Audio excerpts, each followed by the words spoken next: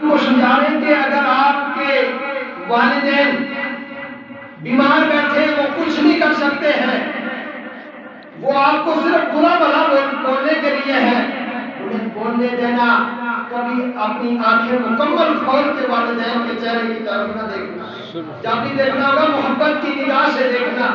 جب بچہ ماں باپ کی طرف محبت کی نگاہ سے دیکھتا ہے، رب الجلال اس اولاد کو محبت کی نگاہ سے دیکھتا ہے۔ سبحان اللہ۔ جب اولاد ماں باپ کو محبت کی نگاہ سے دیکھتی ہے تو اس گھر میں برکتیں نازل ہوتی ہے۔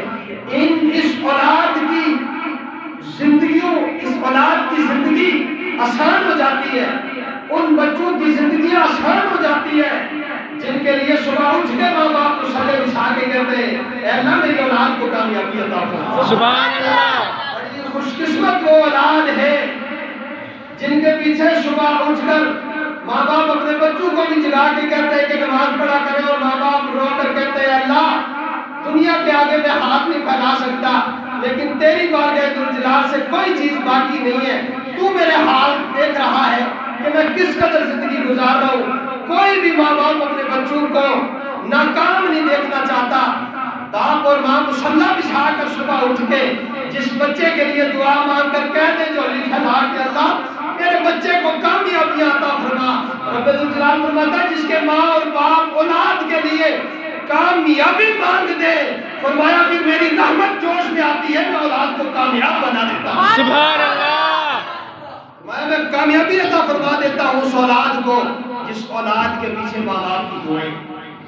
پاک ہے وہ ذات جو لے گئی اپنے بندے کو۔ رب الجلال نے اپنے محبوب محمد رسول اللہ صلی اللہ تعالی علیہ وآلہ وسلم کو حسین اور بڑے جمیل انداز میں پیدا فرمایا۔ اتنا خوبصورت حضور اکرم صلی اللہ علیہ وسلم اتنا خوبصورت ہے نا، ایک جملہ دیکھ کے میں راز کے واقعے کی طرف بڑھوں گا، آپ کا ماحول دیکھنا چاہتا ہوں کہ آپ بیدار ہیں، ایک مرتبہ کہہ دیں یا رسول اللہ، یا رسول اللہ۔ ایک روٹی کیا ہے جی؟ ایک روٹی ہے، اس روٹی کے 100 ٹکڑے کر لو، شاباش۔ ایک روٹی ہے، اس روٹی کے 100 ٹکڑے کر لو۔ اب یوں سمجھ لیں کہ 100 روپیہ ہے، ایک ہے، اس 100 روپے میں امام غزالی رحمت اللہ تعالی علیہ سمجھا رہے ہیں اسی انداز میں جیسے میں بتا رہا ہوں کہ 1 روپیہ نکالو، پیچھے کتنے بچے؟ 99 روپے بچے نا۔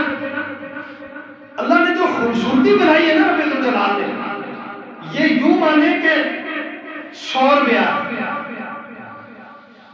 خوبصورتی، یہ ایک کے 100 ٹھیلے خوبصورتی، تو 100% ہوئی نا۔ 1 روپے لیا، اس کے 2 ٹکڑے یعنی 50 پیسے۔ امام غزالی رحمت اللہ تعالی علیہ فرماتے ہیں 1 روپے کو لیا 50 پیسے میں 2 حصے کیے، فرمایا یہ جو 50 پیسے کی خوبصورتی تھی یہ حضرت یوسف کو عطا فرمائی۔ سبحان اللہ۔ یہ 50 پیسے کی خوبصورتی حضرت یوسف علیہ السلام کو عطا فرمائی۔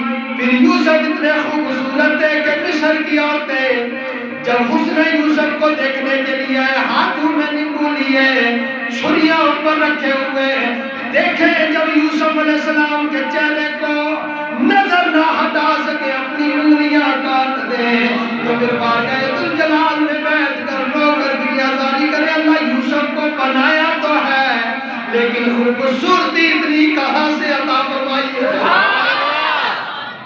اس نے یوسف اتنا خوبصورت ہے، انگلیاں کاٹ دی لیکن چہرے سے نظریں نہ ہٹی۔ یہ 50 پیسے کی خوبصورتی تھی۔ جب یوسف نکلتے تھے بغیر پردے کے، سورج بھی شرما جاتا تھا، چاند کو حیا آ جاتی تھی۔ میں نے کہا یوسف کتنی خوبصورتی ہے، لیکن جو بچے 50 پیسے تھے اس 50 پیسے کی سمجھانے کے لیے عرض کر رہا ہوں، پوری دنیا میں اس 50 پیسے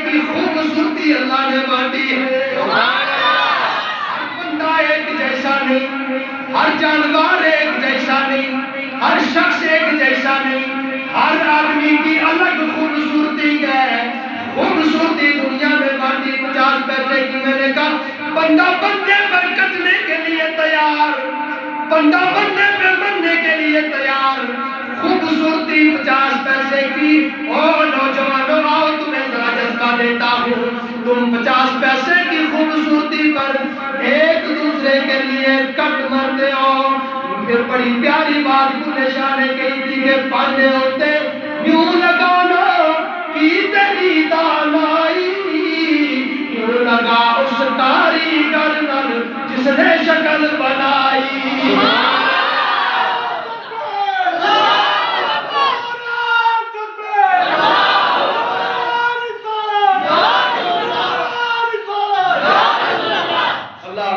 سلامت رکھے، ہم ایک دوسرے پہ کٹ مرنے کے لیے تیار ہیں، ہم ایک دوسرے پر فدا ہو رہے ہیں۔ لڑکی لڑکے کے لیے مر رہی، بچی بچے کے لیے مر رہا، حیا کہاں چلی گئی؟ 50 پیسے کی خوبصورتی کے لیے تم اپنی بازو کاٹے جا رہے ہو، اپنے ماں باپ کے نافرمان بن رہے ہو، پھانسیاں دے رہے ہو، 50 پیسے کی خوبصورتی کے لیے مر رہے ہو۔ آؤ امام غزالی کا بڑا قول سنا، فرمایا مرو اس کے لیے، اس شخصیت کے لیے تم کٹو، اس شخصیت کے لیے تم کٹو، اس کے لیے اپنی جان دے دو۔ جس شخصیت کو خوبصورتی اللہ نے 99% عطا فرمائی ہے، 99% خوبصورتی میرے نبی دو جہاں صلی اللہ علیہ وسلم کو عطا فرمائی، پھر ان کا چہرہ تم نے کہاں چھوڑ دیا؟ پھر تم اپنے چہروں سے داڑیاں کو بگاڑ گئے۔ اس خوبصورت نبی کو جس کو 99% اللہ نے خوبصورتی عطا فرمائی تھی، تم اس خوبصورت چہرے کی شکل کیوں بگاڑ گئے؟ تم اس نبی کا لباس کیوں چھوڑ گئے؟ اس کے طریقے سے کیوں چلے گئے؟ او نوجوانوں پلٹ آؤ، آج معراج النبی کی رات ہے، پلٹ آؤ، رب ذوالجلال کی بارگاہ میں دستک دے دو۔ میرے رب نے فرمایا جب ایک نوجوان آدمی توبہ کرتا ہے، سچی توبہ کرتا، توبوا الی اللہ توبۃ نصوحا، ایسی توبہ کرتا ہے جس توبہ کے بعد گناہ نہ ہو۔ رب ذوالجلال کے محبوب علیہ السلام نے فرمایا پھر 40 دن تک آس پاس کے قبرستانوں سے عذاب کو اٹھا لیا جاتا ہے۔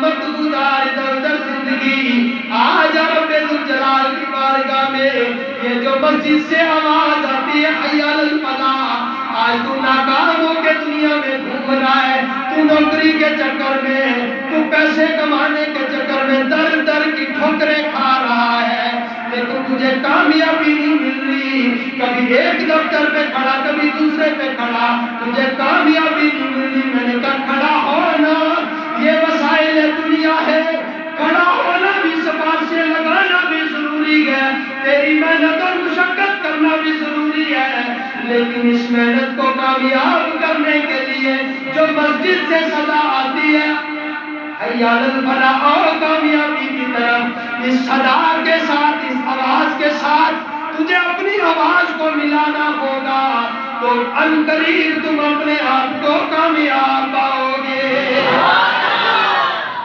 جب تم مسجد کی صداؤں کا خیال رکھو گے، جب تم مسجد کی آوازوں کے ساتھ آواز ملاؤ گے، جب تم اذانیں سن کے گھروں کو چھوڑ کر مسجد میں آؤ گے، تو دور نہیں ہے کہ تم کامیاب ہو گے۔ سبحان اللہ۔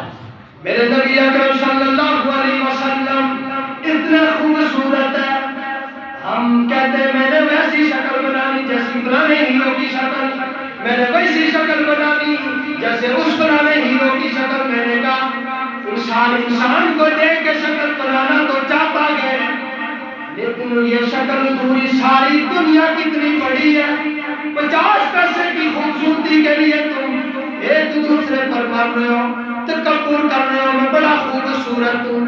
میاں محمد بخش نے کہا تھا مٹی تھا تم مٹی ہونا، کاندھی بلے بلے آج مٹی دے اوپر بندیا کل مٹی دے